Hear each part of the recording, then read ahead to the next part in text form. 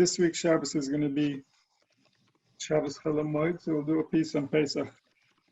It says in the Agudah that there's the four banim, Keneged Arba banim divrei Torah, and the first one is the Chacham. So we know always when there's four, it always means that we're reflecting on the four in nature. The four in nature is the elements. So there's always going to be a correlation between the elements and anything that's four. And so, for example, here, it's named like this. Chacham, Rasha, Tam, means somebody who doesn't know anything, doesn't go one way or the other. And Shani Dailishal doesn't even have the ability to ask. And so, when we look at our body, when we look at the four elements, it goes like this. The Chacham represents the fire.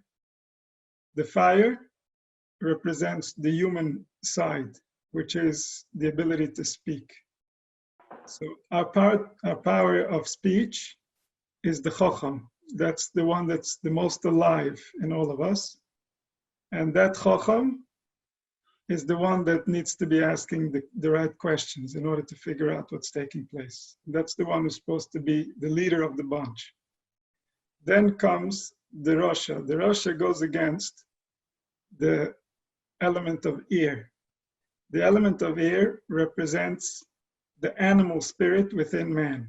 The animal spirit within man is the imagination. The imagination is what guides the instincts and the habits the way that it is in an animal.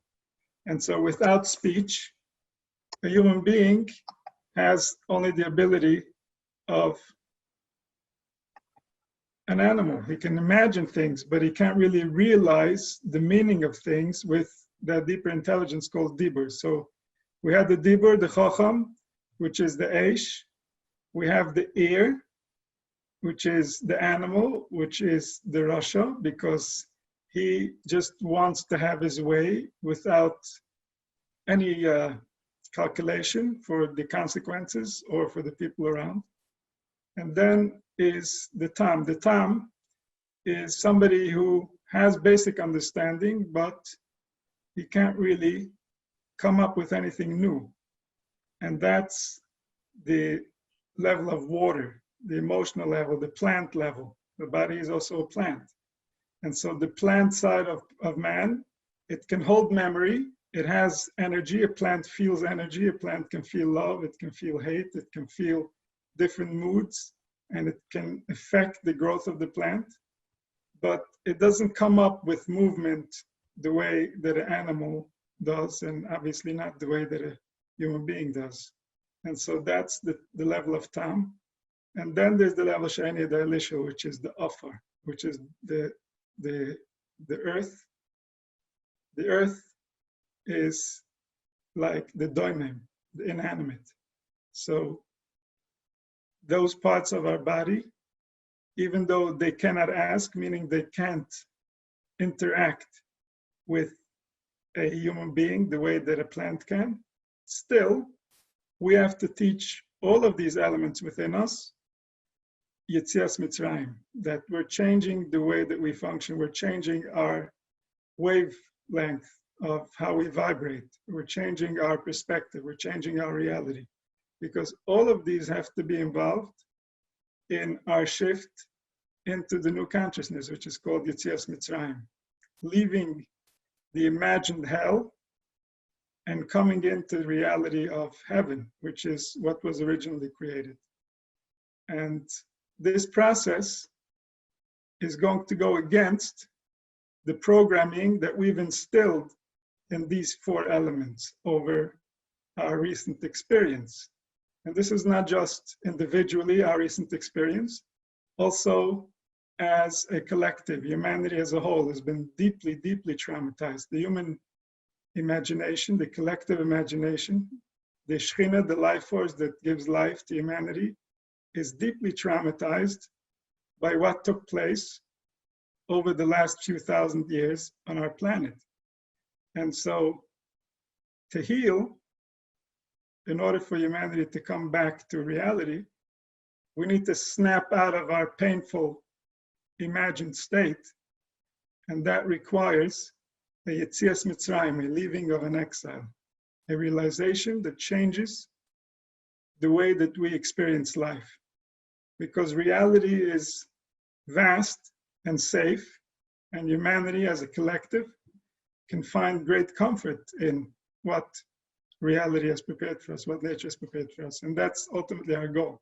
And so it's the task of the Koach HaDibur, the fire, to look for that truth, to figure out the meaning of things, to look at our history, to look at the history of our planet, to understand how we arrived to the point where we are at, and to try to understand, in hindsight, who amongst the different nations, who amongst the different behaviors that were instituted within humanity is helpful, and who is destroying humanity, who is causing damage to us as a people.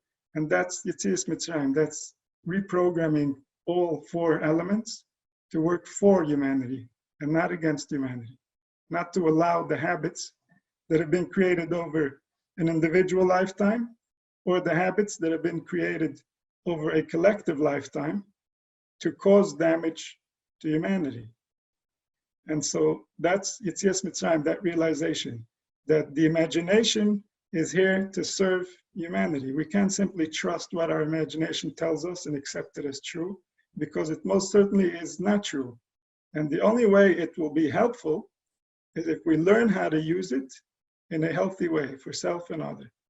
That's the goal of Yetzias Mitzrayim. That's the message that we want to bring into our children's hearts by V'yigalu Levincho, that there is a way to live life where nobody gets hurt, where nothing gets damaged, and it feels amazing.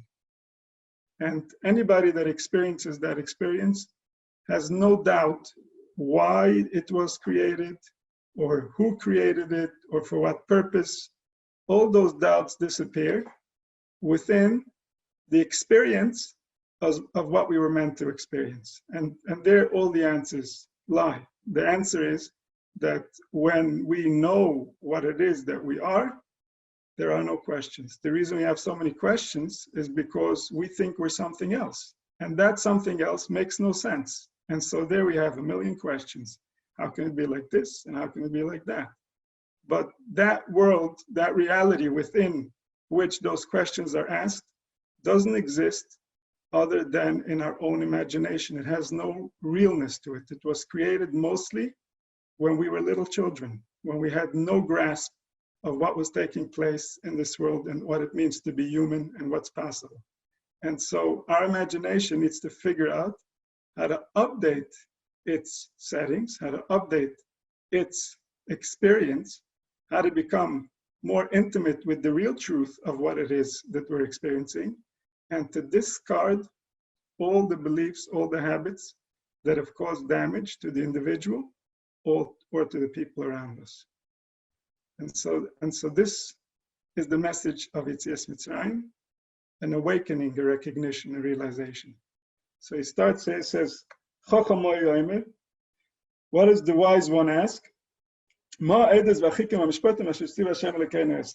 these laws? What are we dealing with over here? What is all this that you're telling me I need to do like this and I shouldn't do like that, and if you do it like this it's good, and if you do it like that it's bad? What is the goal? What is the underlying reason of even giving over this message? What's the purpose? And that's the underlying question for everything. That should be the only question that we ask until we start getting into details of, so why am I not allowed to do this? And why am I not allowed to do that? Don't ask those detailed questions if you haven't understood the basic underlying purpose of why we do anything. Because only when we understand that basic underlying purpose, from there grow different organs, different limbs, which are called the individual mitzvahs. And so only we can understand, and that underlying reality is called the Noach Hashem Lekecho. Noach Hashem Lekecho is a certain recognition about this experience.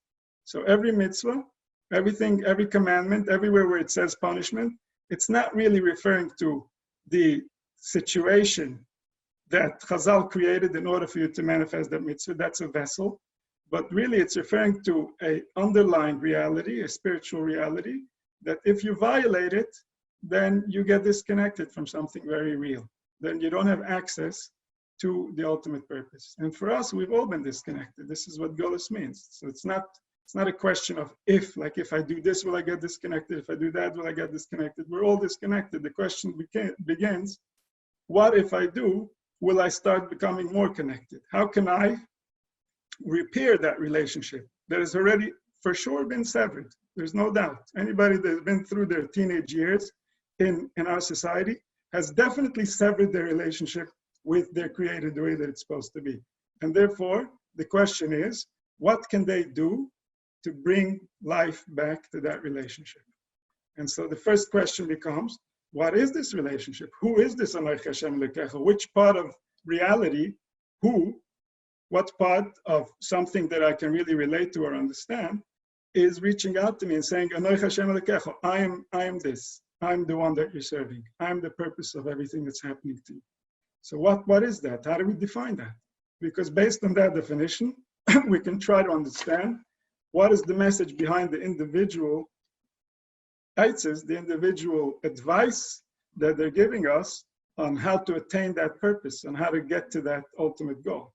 So we have to understand the goal before we try to divide the individual pieces and understand how they fit into the big puzzle. And so the Chacham asks, what is it? What are we dealing with? So the Chacham and the Rasha, they ask a very similar question. And because the Rasha says, what does this work for you? And the Chacham asks, he's talking a little more politely, but ultimately he's asking the same question. What are you doing? And so the difference here is in the nuance of how they're approaching the question. What's the reason of why they're asking the question? It's not the question that they're asking. The question they're asking is very similar. But what are they really looking for? So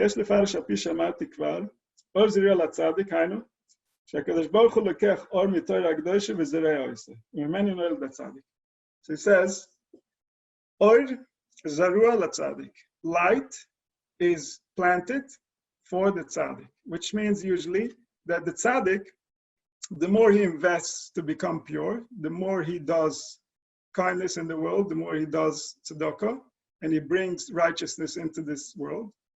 So then he's planting good seeds. And when those seeds are going to grow, he's going to have trees and trees of goodness within him, within his spiritual reality, and then he's going to be able to live off of that goodness. So here he says that HaKadosh Baruch Hu takes light from the Torah and he plants it in the world. And what does that look like? That looks like the neshama of a tzaddik. The neshama of a tzaddik is light from the Torah that got planted inside the world, inside the manifested reality. And when light from the Torah gets manifested inside the manifested reality, it grows a tree of light. A tree of light is a tzaddik, is a human being that can see that light, that can experience that light. So Or Zarua, the light that gets implanted, it impregnates earth and it brings out the tzaddik. Every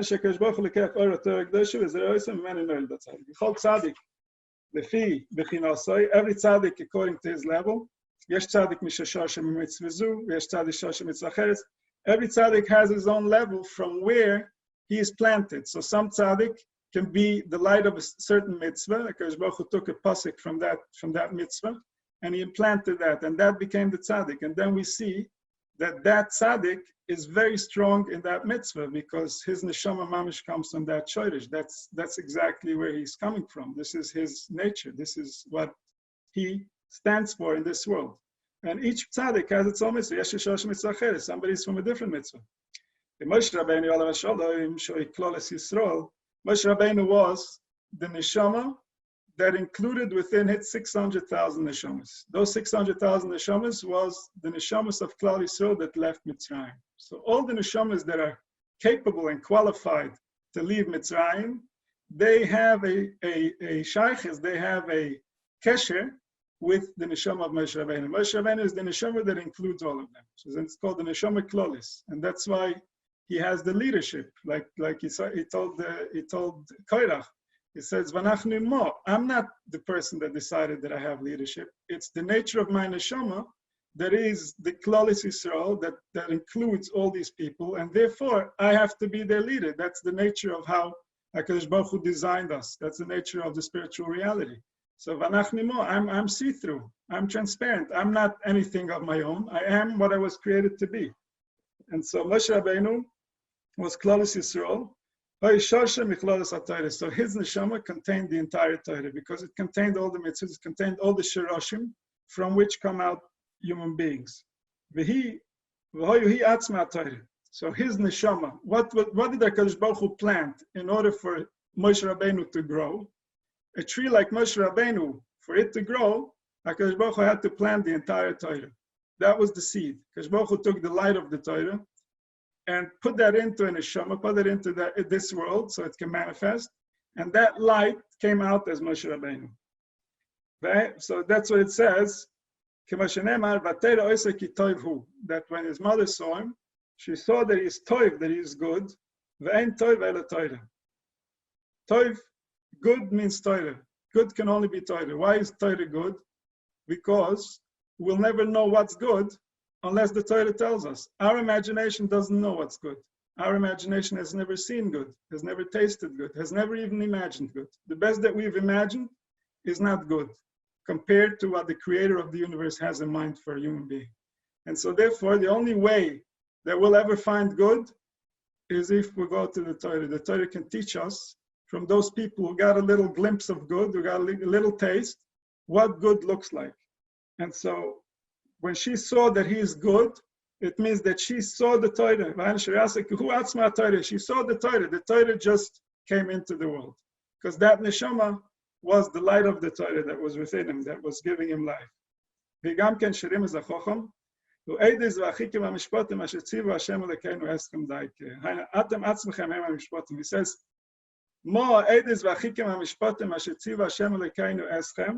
so he's saying, you are the edus and the chukim and the mishpatim that HaKadosh Baruch Hu wants me to keep. You the neshamas that are now in the world, you, every single one of you, the light that gave you life, the light that you are from where you came, that gave you the ability to become a neshama in this world, to have light in this world, you are the Torah. You are the edus, you are the chukim, and you are the mishpatim. And so when he's approaching the question, he's talking to them directly. He's saying, you are atam atzmechem hen hamishpatim. You are it, your neshama. Whatever your neshama requires, that's what the Torah requires. So in order for us to know what the Torah is, we're going to have to study your neshama. So we're going to have to figure out, who are you? What does it mean? What does it mean to be you? That's what the Torah is. And that's why he's saying to them that they are the mishpatim. He's saying, you are it. He's not including himself, even though he himself is also it. Everybody is it, because this is what HaKadosh Baruch Hu created. This was his will. This was his desire that this should be. And therefore, he didn't include himself, but he's obviously included also. So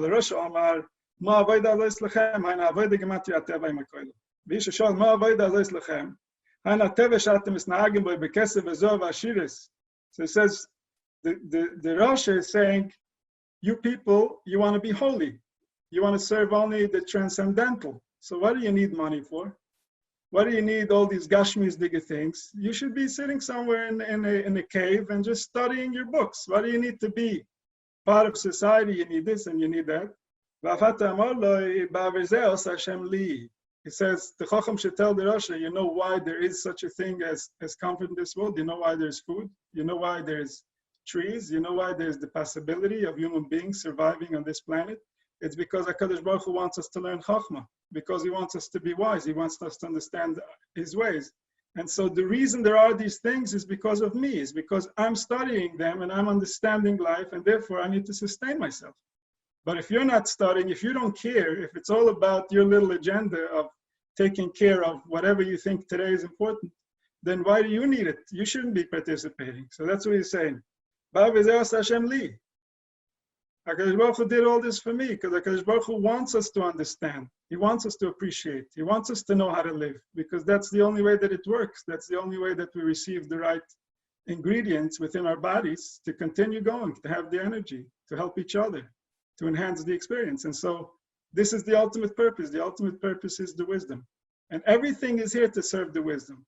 So those who are wise, they should have everything. And that's the way it was in ancient times, that wise people were close to the leaders, because the leaders understood the necessity of understanding life, of understanding humanity, of knowing how to treat people. And so they had advisors that understood the human soul, that understood the human spirit. And so we see, even in the times of the Rishonim, which was already much later, when we didn't have access to our complete wisdom, still the kings found it necessary to have Jewish advisors in order to understand the deeper side of the nation, the deeper needs of the population. And so this was always understood, that humanity needs to understand their inner nature, or else they're going to get into conflict with all kinds of forces that are very uncomfortable to be in conflict with. And as humanity has forgotten how alive life is, how everything that we say gets recorded, how everything that we do is meaningful, interacts with real things, so then life became less livable and less livable. And nature became difficult for humanity to understand and to survive. Because the less we understand, the less we know how to protect ourselves, the less we know who is in charge and what do we need to serve in order to protect what's real.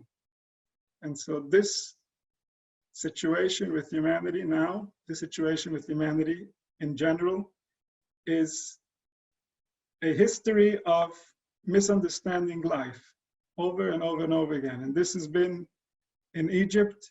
And when we left Egypt, it almost got resolved, but it didn't get resolved. And so we're still in Egypt. We still need Yetzias Mitzrayim. And this is why most of our mitzvahs, and basically our entire Torah, our entire commemoration of all the things that we do and all the rituals that we practice, they're all Zecher Yetzias Mitzrayim. The purpose is that we should recognize that there is a real way to live life, that there's something more that can protect us, that if we knew what we were doing, then we wouldn't be in danger. Not only wouldn't we be in danger, we would have the confidence of knowing that we have no enemies in any worlds, in any location, in any potential or possible situation, because we would understand the underlying rules of how nature works. And we understand these things naturally. We're born understanding them. But then as we interact with society, as we become a workhorse to produce whatever it is that society deems necessary, then we lose our access to our natural self. We lose our access to understanding the importance of what it means to be us. And it starts seeming like money is more important than us. Other people are more important than us. And all the external things start seeming so important and so overwhelming that we forget the importance of the spirit. And we think, well, it's just us. I can be mevater. I don't care. I don't care about myself. We don't have to care about ourselves for the Creator to care about us. The Creator cares about us, and He's not going to allow us to settle for less. If we're going to try to settle for less, it's going to be painful, because we weren't created for less. We were created for much, much more. And so we have to understand that these things are live, these things are real. Our relationship with life is real. When we talk down to life, when we talk down to nature, we talk down to reality, the Shekhinah hears us. And she gets offended. She's our mother. She created this. She thinks that she should be proud of what she created. She doesn't think it's so horrible. She thinks that we can give it a better shot and not believe our imagination, everything that it digs up, and not dig into the different stories that are not really related to us in order to convince ourselves how terrible life is. And so we have to learn to live life in accordance with the forces that make life, because that's the only way that we're going to be friendly to it, and it's going to be friendly to us. And every relationship that we create grudges within is a relationship that we have to fix at some point in order to come back to balance, in order to come back to reality. Because nature remembers, life is real. Everything creates, everything is, everything lives on. And this is not only in our individual lives, this is also in the collective lives. Everything that happened in history is still very much alive. It still very much affects our daily living. We might think that we have escaped the past, that now we're in a different place and it doesn't apply anymore what took place in the past, but we very much didn't. Spiritually, the past is alive in us. All our habits, all our beliefs, all our mistakes, all our grievances, they all have a long history from where they come and where they started and how they got to us. And so when the world needs to heal, it means that the imagination needs to come back to what's real. We need to recognize certain things. And this is why the Torah puts the redemption in the context of a reckoning. It's because we can only be redeemed when we are in reality. There's no way to be redeemed in the imaginary worlds, because even if we redeem ourselves there, the next day we're in a different kind of trouble. And so only being based in reality can we redeem ourselves. And being based in reality means that we have to come back. We have to find our way home to wherever it is that we got to over thousands of years of being lost. And so that's considered the reckoning. That's considered bringing back all these beliefs, bringing back all these understandings that have gone for who knows how long, and realizing what's real and what's not real, what's true and what's not true. What did we buy into that wasn't really natural for us? And it's been causing damage to our system. It's been causing damage to our understanding of life, our interaction with life. And it's been causing us to offend some of the forces of nature that are creating this reality for us. So we should have only gratefulness for everything that exists. If we don't, it's because something has been misrepresented and now we're in conflict. And conflict means there's no peace. And so we have to find our way back to peace. We have to find our way back to gratitude.